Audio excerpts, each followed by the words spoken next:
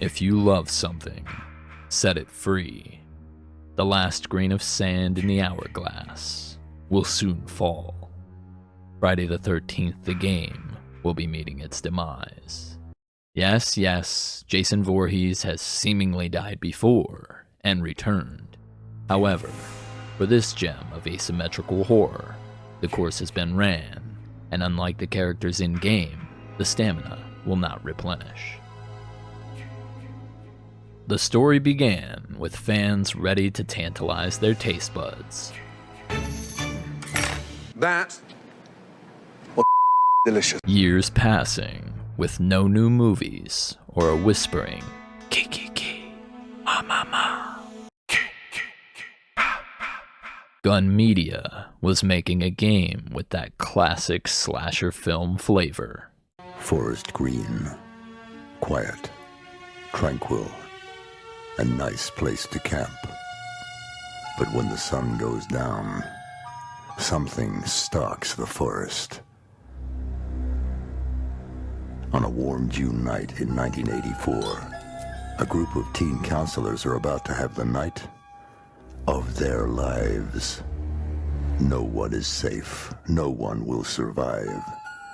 Because at summer camp, your sleeping bag will be your body bag. Originally titled Slasher Volume 1, Summer Camp. Creators Ronnie Hobbs and Wes Keltner were at the helm, and they got some familiar names aboard the canoe.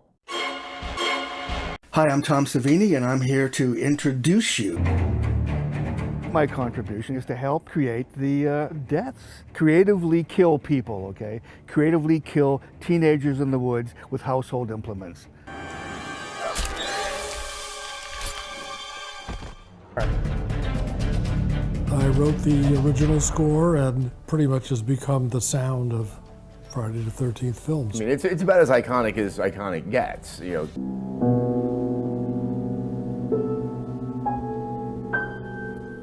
And then a little tinkle on it. Kane, the man behind the mask of Friday Parts 7 through 10, performing the kills. You see where I'm going here? Sean S. Cunningham, the director of Friday the 13th films, heard about the project and offered licensing. Finally, there would be a return to Camp Crystal Lake. After it happened, I expected someone to do something. I expected parents to show up with questions and concerns. I thought the police would have done more, but nothing happened. Nothing changed. Shh, quiet. Someone will hear us. They opened it again the next year, and they were back to their old habits. Troy, did you hear something? Relax, babe. Probably just Steve trying to scare us. They're just kids, right? So was he. He was just an innocent boy. I was a good mother to him. My boy. My sweet, sweet Jason.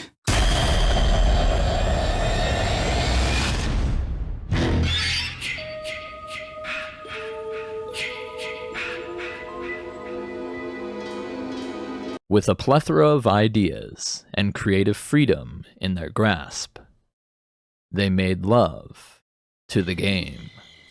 Wait, that's not right. They made love in the game. Wait, that's not right either. Well, they made the game with love. Passionate love.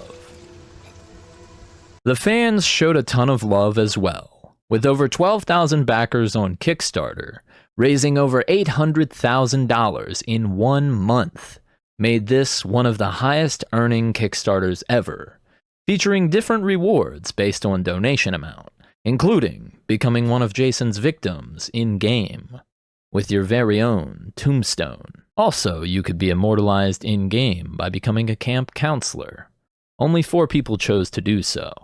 We'll talk about them in a little. It wasn't all sunshine and rainbows, however. Well, there's never any of that when it comes to Friday the 13th, but you get the point. The game was plagued with issues upon launch due to the devs underestimating how many players would overload the servers. A small indie studio like Gun Media seemed in way over their head. But with the stress of handling a monumental name like Jason Voorhees and the Friday the 13th franchise, their love for the project wouldn't be wavered. They continued to work rigorously, trying to keep fans happy, but you can't please everyone.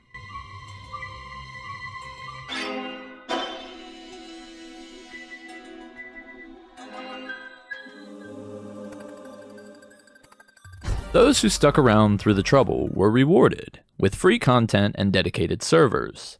Things were on the up and up, but the bugs, glitches, and exploits continued and are still prevalent to this day. Why? If the game was released 7 years ago, why are there still unresolved issues? Legal limbo. Jason Voorhees was imprisoned for his multi-decade string of murders. No, in reality, there have been many iterations of Friday the 13th over 40 years. In 2016, Victor Miller, the writer of the original Friday the 13th film, would become a Beastie Boy and fight for his right to ownership of the product. Victor filed a lawsuit against Sean Cunningham. A year before the release of the game, the writing was already on the wall of the cabin. Unbeknownst to fans, the game was doomed to be canned before it began. Gunn had so many plans for their creation of love. They managed to release a substantial amount of content considering the circumstances. New outfits, new emotes, new characters, and new maps, all adding to the fun of the game.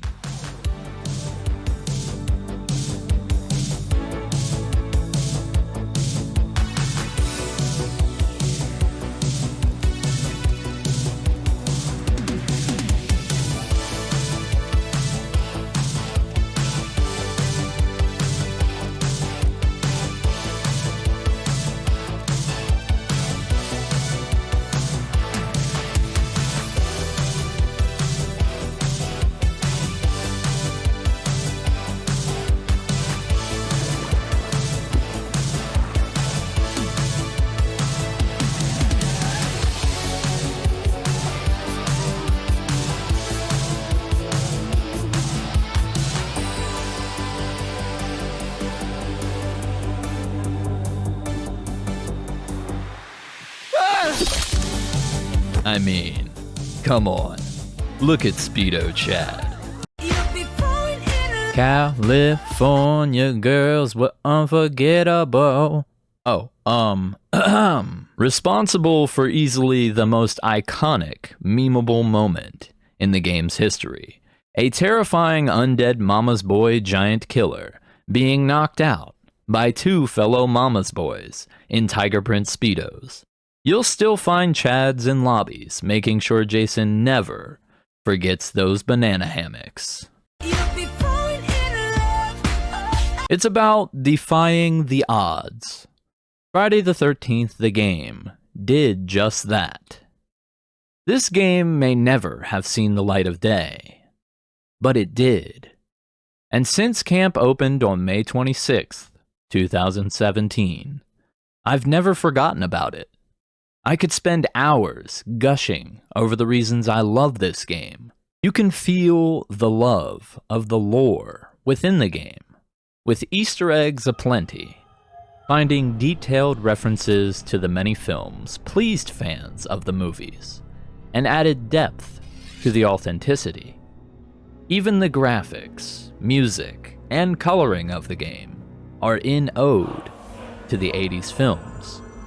The atmosphere was crafted carefully to really give a campy ambiance.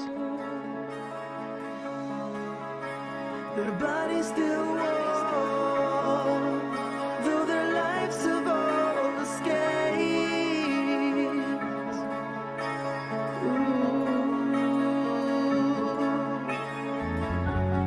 Try not to move, try not to make a sound.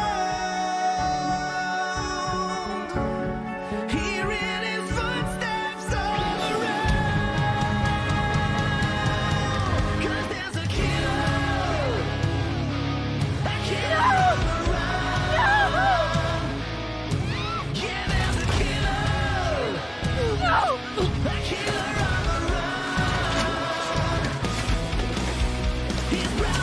If you've ever discussed with your friends who would survive in a horror movie, this was your opportunity to prove it. 14 different camp counselors with strengths and weaknesses to match your playstyle. You want to be stealthy? You can do that. You want to be loud, proud, fight Jason, and get chopped up? Well, you can do that.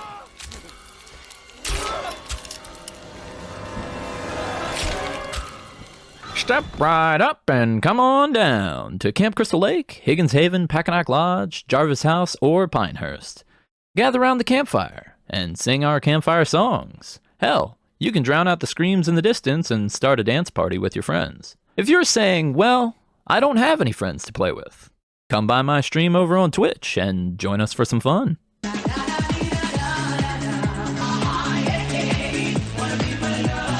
Some of the counselors you pick even share resemblance to those from the films. Remember, attention to detail. Oh, wow, man.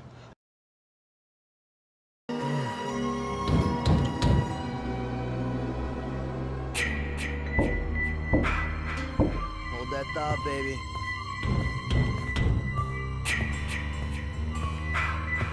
I'll kill you! Got me good. Man, you should have seen your face.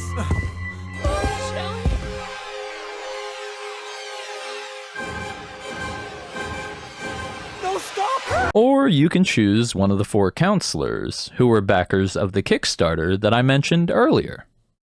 The game has multiple ways for counselors to escape, such as finding repair parts spawned around the map. There are 2 cars, a blue 4-seater and yellow 2-seater, that require finding car keys in drawers and car batteries and gas cans found in cabins. Or, you could take the gas can down to the dock and fill up the boat. You'll also need to find that pesky propeller. Oh, we're gone. Fuck you, Jason! But wait, there's more! Call now! Seriously, you can repair the phone fuse to call the police. Jason's killing my friends! Please get out here! No, this is not a prank! There's also 2 other ways of surviving the night. Simply outliving the 20-minute time limit by hiding or running for your life! But donning the mask of Jason is where you can make Mommy happy. Jason, Mother is talking to you. That's my Jason. That's my special, special boy. Parts 2 through 9 iterations of Jason are playable. The Tom Savini designed Jason was only attainable through Kickstarter, which was meant to look like Jason, who'd spent some time in hell. Each Mr. Hockey Mask Man having different strengths and weaknesses, wielding plenty of weapons matching those used in the films, inflicting lots and lots of brutality.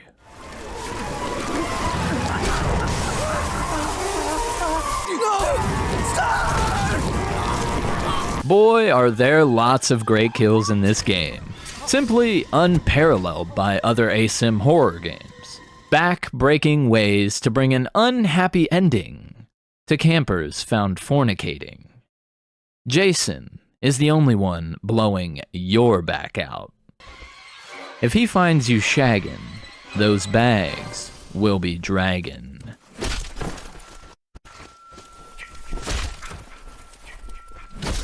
Jason prefers to be the one giving the shaft.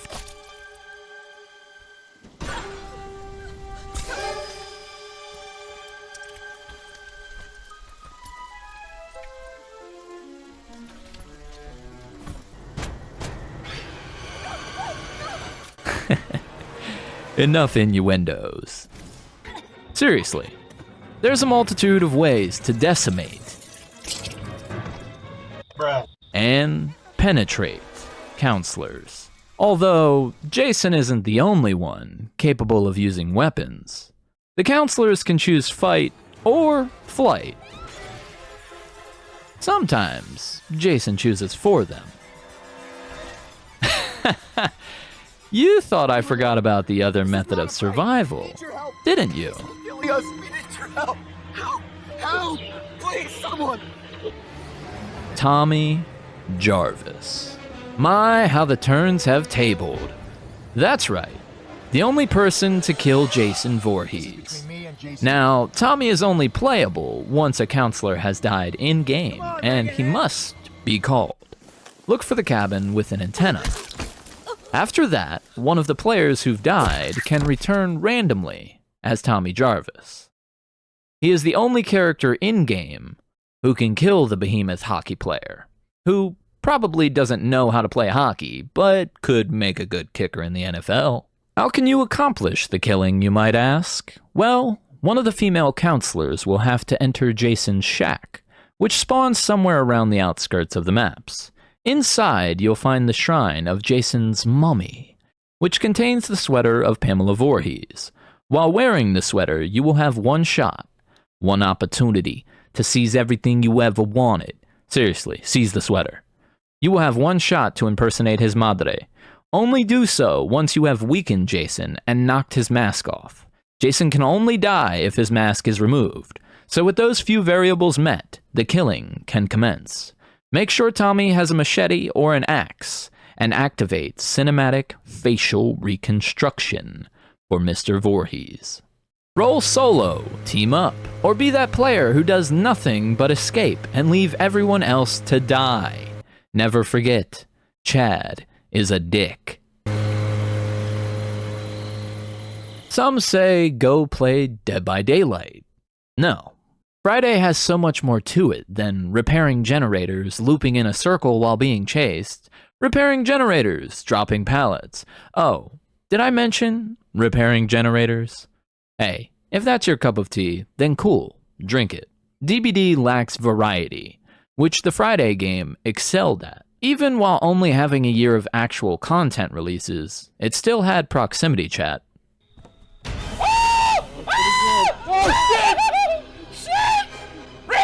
Like 50 Cent and Eminem, we were patiently waiting for the legal issues to give clarity. While Jason remained in court, in 2018, a judge ruled in favor of Victor Miller. So fans rejoice, right? Nope. Cunningham appealed, and the case wouldn't be settled until 3 years later in 2021, awarding Miller the rights to the original Friday the 13th, and Cunningham owns all the content released after. With the devs' hands being tied even longer than expected, the fans grew restless, and the player base depleted. While the case was ongoing, the dedicated servers were removed. No new content has been released for the game in 5 years, nor will there ever be again. So why the hell am I making a video for it now? Well, on June 8th, 2023, Gun announced their license for Friday the 13th was ending, meaning the game would no longer be for sale after December 31st, 2023, and will remain playable through at least December 31st, 2024. They lowered the price to $5. Not long after, they gave one last hurrah of an update, providing all players max levels, max perks, and everything unlocked. Is the game worth playing at this stage? You bet your sweet bippy. Friday the 13th remains bug-filled and clunky, but that all adds to the charm, especially if you're in private lobbies filled with friends. The memories I've made with my buddies. There's tons of things to do in offline modes, and some include finding the promising content that Gun had planned, like the Grendel space map with Uber Jason from Jason X. Yes, we were going to get a damn space map. There was even a period where modders created the unreleased map and Jason to give fans what they anxiously awaited for years, but never received. You can even find a teaser for some weird Venture Brothers hypnotic looking, well, I have no idea what the hell it is, but it's called Paranoia.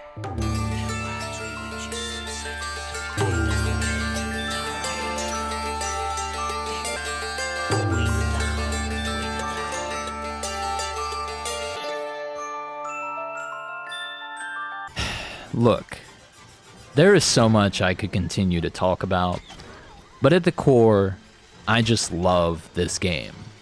Jason Voorhees shot me with Cupid's arrow. I mean it. Jason stole my heart. It was sink or swim all along, and we know how Jason does with swimming. Gunn has since moved on to its next big project, Texas Chainsaw Massacre the game, which I play as well.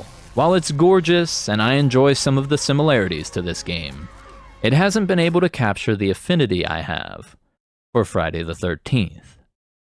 Even though the devs have moved on, there are those faithful players that still play and find joy.